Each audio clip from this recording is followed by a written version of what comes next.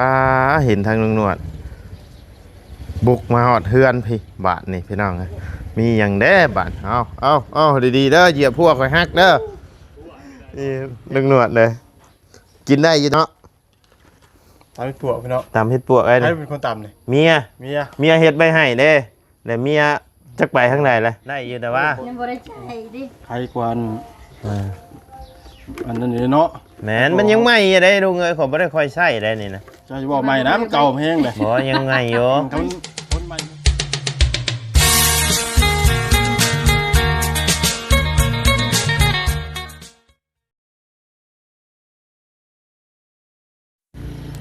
เอาเนาะพี่น้องเลยเปิดคลิปเปิดภาพมาวันนี้กับป้าเห็นทางลุงหนวดบุกมาหอดเฮือนพี่บาทนี่พี่น้องเลยมีอย่างแด้บาทเอาดีๆเด้อเหยียบพวกไว้ฮักเด้อเห็ดอะไรซะฮะจังได้สัตว์เฮือนอยู่ทางนี้เป็นจังไดมาเดินมาจังได้นี่โอ้เหมาะโอ้สบายดีเด้อเนาะโอ้คือแต่งตัวเท่แท้บ้ามันนี่เท่คู่มือเด้เท่คู่มือวะมาเยือนเพื่อนเบาไล่เลยเถื่อมากับมาคือผู้ใช่เฮือนเอามากับบริมาเข่ามาบ่ได้เข้ามาเนาะเป็นทางการเด้นี่แหละเฮือนกะมึงเนี่ยนะแตกมันยุมันยะอยู่ได้ได้มันเตะนะใช่แล้วแตะเองมันเอ้าอยู่เพื่อนกับใครเนี่ยเมื่อกี้นี่อยู่กับเมียกี่นี่แต่ว่าจักเมียไปใส่แล้วโอ้ทานเขามาเราถามมานี่จะเข้ามายังนี่เขามาเล่นน้ำอยู่แล้วคือยินข่าวไปขึ้นสิบปูนเข้ามาเล่นน้ำไม่ชื่อบ่ด้วยยินข่าวไปขึ้นสิบปูนว่าเบิ้งว่ะได้สิไปน้ำบ่ไปอยู่ไปนั่งรถยังไปนะเยอะพูดแล้วเหรออันเก่าเลยดิอันเก่านี่แหละเห็ดได้ใช่เจ้ายังจะถามอีกบ่ว่านั่งรถยังยินข่าวเราไปจะเข่าทั้งวันไรเพื่อนว่าโอ้จะขึ้นสิบปูนแบบพี่น้องเลยพอดีไอ้ว่าสิขึ้นไปหาทั้งน้องไม้น้องพายเพิ่นอยู่มีทั้งพ่อเพิ่นฝากเงินมาเนาะไปแจ้งข่าวดีเพิ่นอยู่เดี๋ยวพอเนาะหนวดก็ได้ว่าไปถามเพิ่นก่อนนะว่าเดี๋ยวเพิ่นไปก็พอไปเป็นหมู่กันได้ป่ะหน่อยบุกมาเช้าดีเนาะกินข้าวกินน้ำนะบ่ยังนะมาผักท้องผักไส่เจ้าอยู่นะโอ้ยผักท้องผักไส่ก็ค่อยใส่ไปแล้วเบิดอะไรกินนี่เวลาเดี๋ยวยังเหลืออยู่2ชามโตคันบ่รังเกียจก็สิหาให้กินโอ้ยเนาะน้ำใจไปเนาะเนาะหน่อยลายค่ะโอ้มีตำเฮ็ดปวกน้ำได้ตำเฮ็ดปวกโดยมันยังออกอยู่นะบ่แล้วเฮ็ดแช่ไว้ตู้ตะกี้ผู้แต่ว่าเพิ่นพูดที่ปวกพูดว่าตำกินได้บ่แล้วข่อยก็มีตู้เย็นใช่อยู่เนาะจักอ่ะไปเดี๋ยวหาให้กินเสียเดือบ่ลายได้ลุงเอ้ยเดือบ่ลายได้เพราะว่าบ่ง่ายๆก็มันเดือค่อยกินหั่นนะโอ้เดือกินเดือกินบ่ได้เก็บไว้เนาะบ่ได้เก็บไว้ได้มันเดือกินเพราะว่าบ่ได้ฮู้ว่าทางลุงหนวดเพิ่นสิมาพี่น้องเอ้ยพอดีเมียก็จักเพิ่นไปใช้ขี้รถจักรออกไปแล้วกินนี่แล้วก็เลยอันนั่งกินอยู่ผู้เดียวกินนี่คันเมียอยู่ยังมาให้เมียเฮ็ดกับข้าวเนาะบ่ได้นัดเพิ่นพี่น้องเอ้ยมาตำรวจจู่ๆมาเลยน้อยบ่ได้โทรบอกโทรกล่าวเนาะไปพี่น้องเดี๋ยวหากับข้าวกับน้ำให้ลุงทำกินก่อนให้ค่อยขึ้นก่อนอ้าวเดี๋ยวปลาหมึกน้อย2โตแล้วก็ตำเผ็ดปวกครึ่งนึงนี่ลุงหนวดเลยกินได้อยู่เนาะตำเห็ดปวกพี่น้องตำเห็ดปวกไอ้ใครเป็นคนตำเนี่ยเมียเห็ดใบให้เด้แต่เมียจักไปข้างในเลยโอ้บ่แจ้งข้างในเนาะได้บัดนี้สำนี้แหละลุงเลยมาหาข่อยกันบ่ได้มีหยังนะเนาะอะไรก็กินได้ใช่ไหมมาขี้บ่เนี่ยแม่น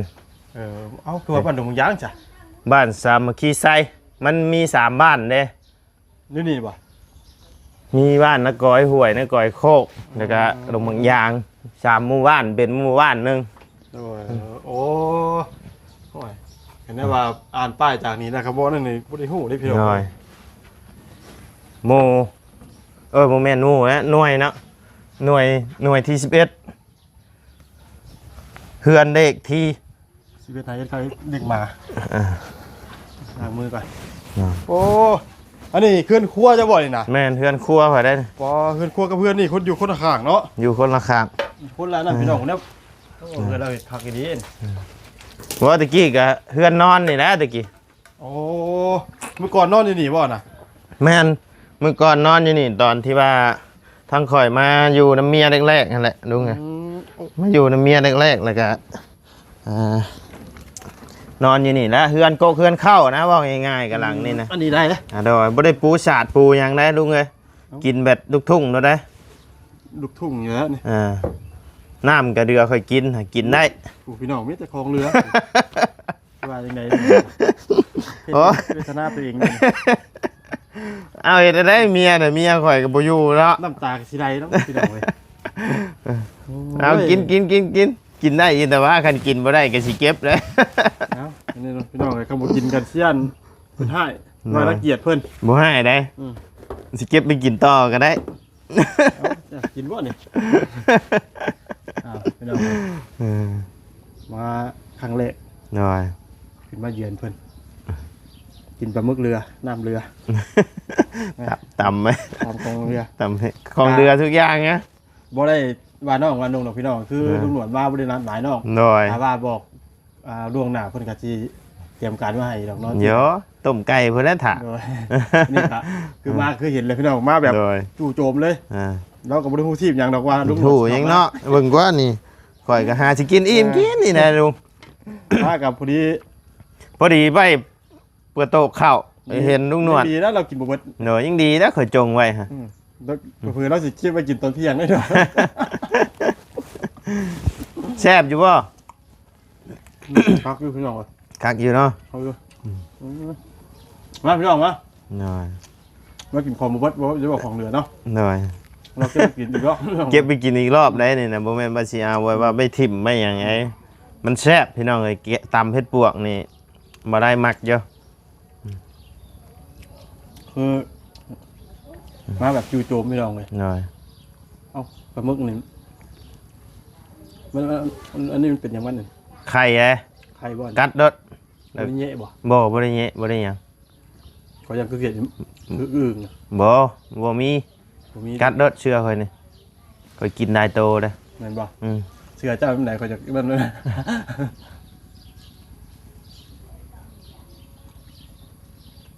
มันเป็นปลาหมึกไข่ หมึก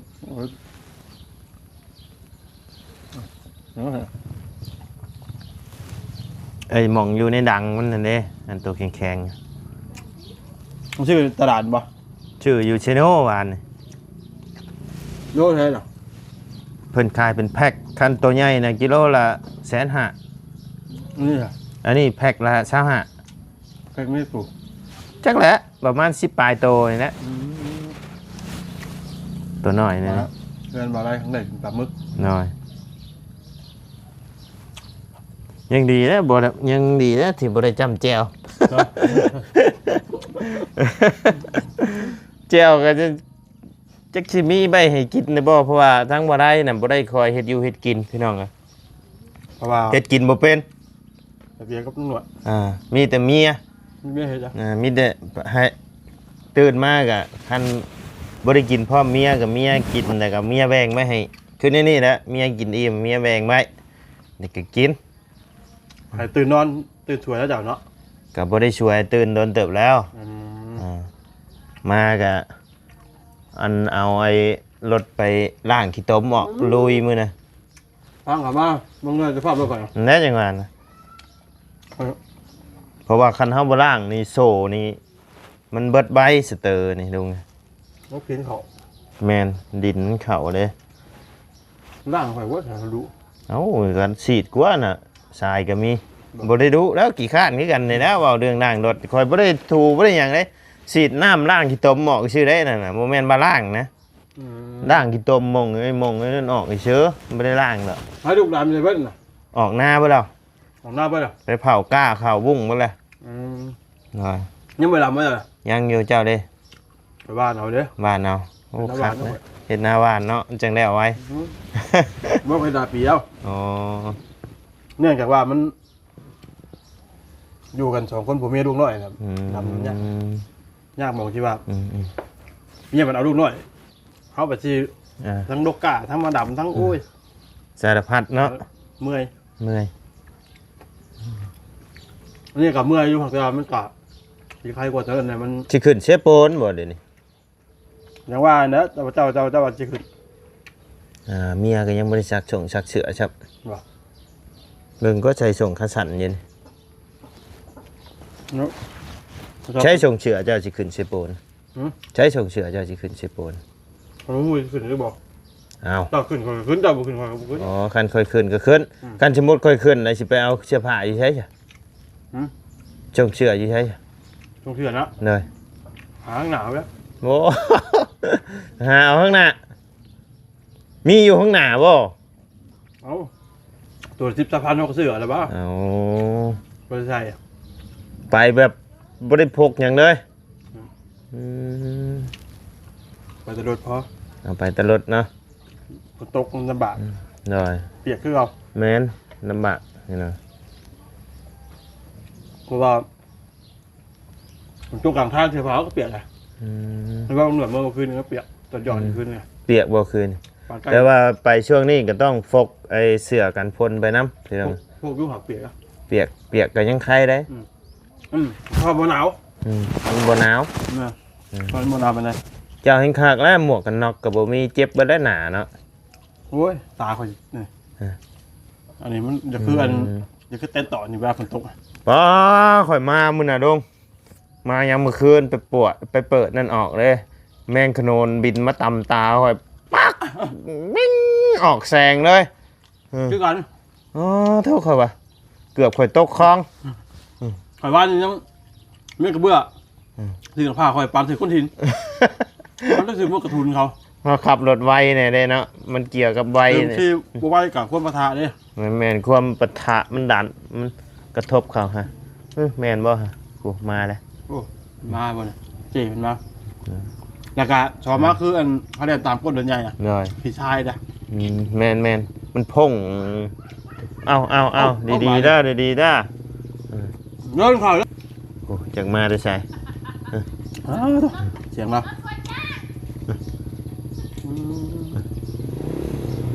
อ้าวเห็นได้ไหนบัด โอ้อ๊บ อึ๊บโอ้ยเนาะ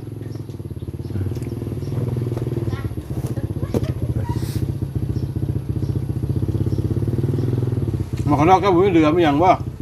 มาปั่นให้นะ อยากได้หมวกกันน็อก ปั่นให้ทำไหน ปั่นให้ มีอยู่แต่ว่า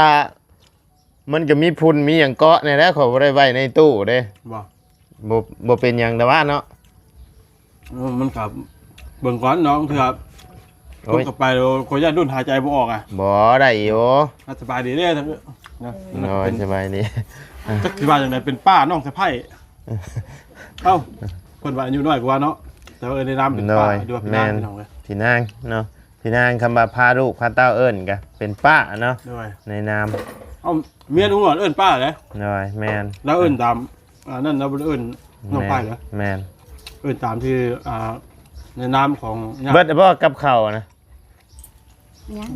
ฮะ บ่เบิดก็อิ่มด่ะ อิ่มแล้วบ่ พอละ ยังอยู่ แต่ยังบ่ได้เฮ็ด ยังบ่ทันเฮ็ดยังเตือน เฮ็ดบ่ เฮ็ดบ่ บ่แล้วปลาหมึกหั่นแหละ อย่าแล้วจ้ะ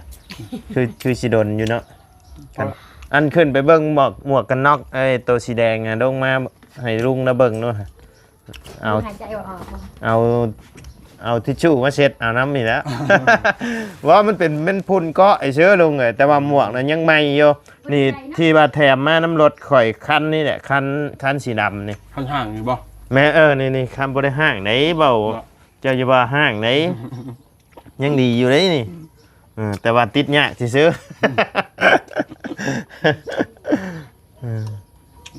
มันเคยเปลี่ยนนะครับ เปลี่ยนยังนะ เปลี่ยนมันเครื่อง เปลี่ยนน้ำมันเครื่อง โดนเติบเดือน2-3 เดือนก็เปลี่ยน อืม ก็10-80เนี่ย อืม ขึ้นอยู่นะ นี่ยัง มันเครื่องอะ โอ้เจะ70-80ข่อย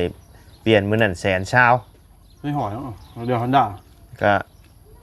Honda นะ บอกของข่อย80มันเจ้าแต่เช้าคนละมันก็มันจะคนละตุ๊กไปจ้ะ พาสีเขียวนะ มันเว้นลงไปสีแดง แบบข่อยเอาข่อยชื่อมาจากหม่องที่ข่อยไอ้นั่นนี่เด้ข่อยไปออกรถนี่ ข่อยชื่อมาเลยเพิ่นว่าเอาในศูนย์รถเพิ่นนะ อ๋อเจ้าเป็นของมินิโฮเนี่ยเนาะ แต่ว่าชื่อนะตุกละ90ไปให้เขาใส่ให้อีกเช้าอีก30,000โอ้ยเขาว่าเปิดอันนี้ใส่ให้ ชื่ ชื่ อ อ กินเงินกันเนาะ เนาะซำนี้ก็กินเงินกันย้อนมาแต่ว่าเฮาเฮ็ดเองก็ได้อยู่แต่ว่ามัน เครื่องมือเนาะ เครื่องมือเฮามันบ่ครบนั่นแหละ ครับคอยนำค่าเนี่ย80ค่ามือ10,000เป็น90ในบ้านเขาเลยมาอยู่บ้านนอกเขา นั่นนี่หมวก ใครก็ไม่กระเบื้อเตือนตำหน้าผากเลยเนาะ ใครกลัวได้ พอเมื่อเพื่อนเลยโดนเมียนั่งเอาผ่านมาเซ็ตอันขี้ชายออกจากตาให้เป็นมือนะ ไปกับคันนั่นกับเฮาไปชื่อไอ้แบรนด์ปิดมันนี่อยู่ในโรงเห็นฮันมันมัวเลยมันมัวเจ้าก็เช็ดไงไอ้มึงบอกมึงมุมออกนี่ได้อยู่แต่ว่า นั่นบ่ได้ใช้ดิ ใครกว่าอันนั้นนี่เนาะ แหมมันยังใหม่อยู่ได้ลุงเอ้ยขอบ่ได้ค่อยใช้ได้นี่นะ จะบอกใหม่นะมันเก่าแพงเลย บ่ยังไงอยู่ เขาใหม่โมมีอันนึงขี้พุ่นติดดอก เอ้าขอยบ่ได้ใส่ตู้ไว้ เอาไว้นอนดิ หมวกกันน็อกเพิ่นพี่น้องว่าหมวกกัน แต่ว่ามันอยากมัวแบรนด์มันอยากมัว อย่ามาตกมัวอุ๊ยให้หน่อย เห็นอยู่บ่ เห็นอยู่ของไล่ตา ร้ายว่าอยู่ไปเปลี่ยนเนาะนั่นแล้วข่อยจังบ่ใช้ เนาะ มันอันน่ะ มันถลอกเลยเปลี่ยนเนาะ มันได้ติ เพราะมันยังหน่อยมันก็ยังมีความกุ่นกันเชฟในเขาได้ใน มันเชฟเฮาได้เด้ อันนี้มันบ่มีอย่างไร นี่เฮ็ดหยังหมวกนี่นะลมพัดกระปิวเด้นี่นะ โอ้ยซ่าน้ำหมอกมันเอาคิดดูเป็นอย่างดอกจับ เสียบตกเนาะ ยันหมวกตก เป็นสีได้ติ เรียบร้อยพี่น้องเลย บ่เรียบกะบ่มีให้กินแน่เบิดเลย ครับอยู่ต่อกะทิพุ่นละตกเป็นตกใจหน้าเพิ่น แล้วอยู่หน้าพุ่นแล้วจักมื้อกันดุงเอ้ยบรรยากาศได้อยู่หน้ากะ บ่ หน่อยบรรยากาศได้เยอะช่วงนี้กะอันนี้กัน โอ้ยสิบ่น บ่โออิชิอะน้ำ ละล่า น้ำละลายเนี่ยเอาลงมาแต่ตู้เย็นกินนี่ ดอกร่วงกันดิน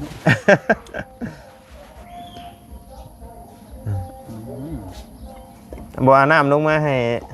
น้ำ พอลุงหนวดอีก ผล นะ บ่นี่ บ่ได้น้ำผลแล้วน้ำไม่ตุกใหญ่เฮานี่แหละ คอยกินน้ำผลนะคอย จะกินน้ำผลบ่ น้ำผลนะมันสะอาดกว่าหรือว่ามันมีเงินซื้อ บ่มีเงินชื่อก็ว่าแน่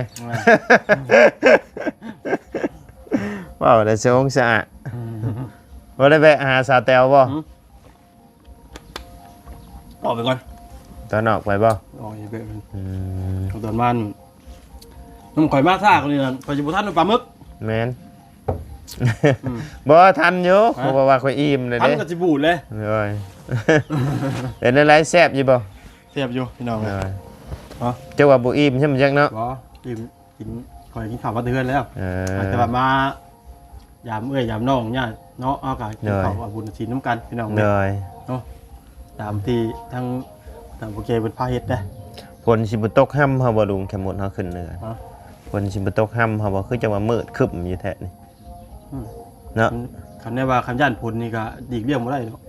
ฮอดยามเลยเนาะ ฮอดได้ดูมัน แม่นๆพี่น้อง ข้าพเจ้าทราบย่านผลตกนั่นนะครับสิว่าอย่างไรแล้วเจ้าคือเรื่องของจากเฮือนนกมื้อนี้ แม่นแม่นความลุงหนวดพี่น้องเอาฉันเนาะลุงหนวดเพิ่นมาหาถึงที่เลยพี่น้องเอ้ยมื้อนี้มาฮอดเทือนฮอดชานแต่ก็บ่มีไอ้กับข้าวกับน้ำต้อนรับดีๆพี่น้องเอ้ย ขอโทษหลายๆเด้อลุงหนวดเด้อบ่แจ้งล่วงหน้าเนาะ บ่ได้แจ้งเนาะอยากมาจู่โจมเบิ่งไหม โดย ว่าเพิ่นสิเฮ็ดได้วะ โดยโมมาจะโจมก็คือเห็นแล้วแหละนี่ได้เชะแล้วแหละนี่ คำว่า เด้ข่อยก็ได้หมวกกันน็อกก็ได้ผากจ้ะ เนาะพี่น้อง ไปฮอดโรงเรียนเปลี่ยนเอาก็ได้อันนี้นะบ่ยากดอกประมาณ20-30 พันนี่แหละ อันเนี้ย แม่นเอาตัวใส่ๆรถใช้ เจ้าได้มา30,000น่ะเจ้าเคยเปลี่ยนแล้ว เคย โอ้ยขอย่านขนาดย่านคือขอยเปลี่ยนมันเครื่องน่ะ ฮะ เปลี่ยนชุดวังหนึงนี่ยัง60เปลี่ยนไปเช้านี่80เนาะ แต่ว่าคนเปลี่ยนดนนะ แน่ แต่ว่าเปลี่ยนใหม่นี่ก็ เห็นบ่ 40ก็เปลี่ยนแล้วนะเพื่อความปลอดภัยของเฮา งั้นเปลี่ยนไปใช้บัญชีก่อนแล้ว ฮะ ใส่ไปก่อน ใส่เป็นก่อน เอา มันมัว ผมเปลี่ยนมาสิเอาเงินใช้เต็มน้ำมันรถ ว่าดอกเจ้าก็10-20,000ก็สิ 10,000นี่แหละ50เพราะว่าบ่ต่ำกว่า50แล้วค่อยว่า บ่ฮอดดูไง หืม บ่ฮอดแล้ว พอ จากแล้วมันมีหลายแบบเป็นไอ้เกี่ยวออกค่ายเกี่ยวไอ้พลาสติกใสๆเนี่ยกับมันก็นั่นนะอันนี้มันเป็นยางแบบว่ายางมันแบบยางบ่ร้อยนะเบาแล้วก็ หลายปีเนาะ โยก็แต่มากับรถคันนี้ละ สักปีโลกัน ประมาณ 7-8 ปีเลย บ่ถึงจ้ะ18ปี เอ้ารถคันนี้บ่ได้โดนเลยรถคันนี้นะลุงไงแต่ว่าแบบว่ามันเป็นของจีนงั้นก็เลย ภาพเนาะ แม่น เห็นเด้อ สภาพก็คือสิเห็นนี่นะ เขาบอกว่าเดี๋ยวรถบ้านเฮา แม่น เออ โบมันบุกมันดุยถ้าเบิ่งว่ารถคันชื่อมาใหม่นี่ก็บ่เกินปีจักนี่นะ ค่อย2ปีนะ 2 ปีก็สภาพก็เริ่มสุโทรมแล้วอยู่บ้านเฮาพี่น้องเอ้ย ก็เบิ่งแล้ว อ่า สภาพคือเห็นนะ อ่า ใช่ บ่ได้คือเฮาแลนด์อยู่ในเมืองในนาเด้ ใช่มันหลีกเลี่ยงบ่ได้นะพี่น้องเอ้ย น้อย ที่ทางกลับบ้านยกตัวอย่างทางกลับบ้านนี่ก็โอ้ยสิกลับคืนสิบ่คือใจ เขาบ่ได้ครึ่งหนึงนะ น้อย ก็ขอไปหาไปก่อนป่ะ เขาตั้งใจมาเนี่ยยังสิมาบ่ฮอดอยู่เนาะ ทางเป็นอันนี้ได้บ่ไรเอ้ย แม่น ออกลงมาหม่องป่านี่คะแนนนิดนึงมันเป็นทราย น้อย มันสิบ่เมิน หม่องไอ้หน้าห้องชีเพิ่นน่ะบ่หม่องเฮือนนั่นน่ะบ่ข้าง หม่องนี่นะหม่องเขามาเลยสวนบ้านแถวนี้มันเป็นมันดินบ่เมิน อ๋อ แต่ว่าเลยเอาไปตะพุ่นนั่น มันเป็นดินเป็นหมื่นนั่น น้อยคล้ายๆ ถ่ายรถมันแบบบ่ คล้ายๆแบบคือเฮาเข้าว่านหยืงเนาะ แม่นแบบนั้นแหละแบบ มื้อนั้นลุงเฮิมตกคลองเลยมื้อน่ะ ข่อยเอิ้นหาอยู่ลุงเฮิมว่ะบ่อะไรก็ยังบ่ได้โทรหาทางลุงเฮิมเพิ่นอยู่เนาะเพิ่นสิไปนํอยู่บ่เนาะหรือจังใดพี่น้องโทรหาเพิ่นอยู่บ่ โอ้กับคนกี่คุยเลย จิคุย บ่รับสาย บ่รับสาย บัว โอ้ยยันเพิ่นยังคาเวียกคางานอยู่เนาะ บ่ได้อ่านน่ะก็บ่ตอบเลย อ่านก็บ่ตอบอีกอ่านน่ะก็บ่ตอบเลยเบิ่งซื่อ เบิ่งซื่อ เฮาก็เลยบ่ฮู้คำตอบบัดนี้ เธอก็เลยบ่ฮู้คำตอบว่าสิไปได้ไป ว่าสิเอาแบบใด โดย สิย้ำไปอีกก็คือสิว่ากับเพิ่นมีคำเพิ่นอยากตอบคือสิตอบขึ้นแหละว่ะ โดย เลยอย่าซะ โดย เดี๋ยวเพิ่นอยากตอบเพิ่นโทรมาหาใหม่ว่ะ แม่นเอาโอเคซะเนาะมีแต่ว่า เดี๋ยวเพิ่มสิดอก โดยเว้าหยอกเว้าม่วนกันพี่น้องเอ้ย เนาะ โทรหาเพิ่นแต่วานนี่พอดีอันเพิ่นชวนเข้าไปเคสใหม่พี่น้องเอ้ยไปหาทั้งน้องหยังแหละน้องใบเตยบ่ ใช่ อยู่ชิโน่เด้จะบ่ได้แวะบ่ บ่แล้ว มองไอ้ทางเข้ามองอันนั่นเด้ทางเข้ามองคิวจอดรถไทยตะกี้ฮะยงกกชำชานะมองพีประชาฮะ พี่ชายพลัง จักพีพลังจักลาวแล้ว ว่านั่นออกไปทั้งอัน ครับ นาหมงไข่เห็นบ่ เอ้า เรียกว่า เซโนเก่าตะกี้มองจอดรถนะ อืม จักไปทั้งหลายแล้วขอบ่ฮู้แต่มองพีประชาแต่ว่าพีประชาพลังว่าเพิ่นเอิ้นอยู่หั่น เฮาก็ว่าทางออกบ้านเฮาอันนะไปขางบ้านมันเส้นรัดออกบ้านเฮาอันนะ แม่นแต่ว่าข่อยก็บ่ฮู้ สิบ่จักทางเมืองบ้านเจ้าของบ้าน ก็นั่นแหละ กับพี่มีผีภาษาเดียวเนี่ย พีประชาพลังบ่ เพิ่นตะกี้ คือ ผีปีศาจพลัง คือคนลาวตายเพิ่นคือเอาไปอยู่ใช่ เอาสมัยนั้นมันจะเห็นบ่อันน่ะ แต่สมัยนั้นพวก เออ สมัยนี้ก็มีแต่คนลาวเลยติ แม่นสมัยนั้นคือเพิ่นนั่นพุ่นแหละ อยู่หมองนั่นแหละพอดีคอยไปเอาเครื่อง ก็เลยบ่ได้เครื่องนั้นเอาเต็มรถอยู่ก็เลยเอามาหยะก็เลยบ่ได้ไปน้ำเพิ่นซ้ำโอกาสหน้าเด้อบ่ะโดยเพิ่นบ่ะ ว่าแล้วมันก็ขนาดเจ้าบอกไปเขาก็ยังบ่ฮู้แล้วว่าหยุดเกิดได้ โดย ขนาดว่าถามผีปีศาจก็ยังงงกว่าคำว่าผีปีศาจพลังแล้ว เอาข่อยบ่ฮู้ผีปีศาจพลังอีหยังแต่ว่าข่อยฮู้แต่ว่ามองร้านจอดรถไทยเก่าตะกี้หั่นแหละมอง จักอยู่จุดใดเนาะ แม่นมองเขาซ่อมรถเนี่ยเสียงเพลงก็มาแล้วเนาะพี่น้องเอ้ยเอาซะเนาะมีแต่สำหรับคลิปนี้ทั้งบ่ไล่ก็ล่ำลาเด้อพี่น้องเด้อทางลุงหนวดเพิ่นมาเยี่ยมมายามเนาะขอบบุญขอบคุณพ่อแม่พี่น้องและ FC เบิร์ดทุกคู่สู่คนที่เข้ามาติดตามและรับชมทั้งซ่องบ่ไล่เนาะสำหรับคลิปนี้ก็ไปแล้วพี่น้องพบเจอกันในคลิปหน้าสำบายดีเด้อเนาะไป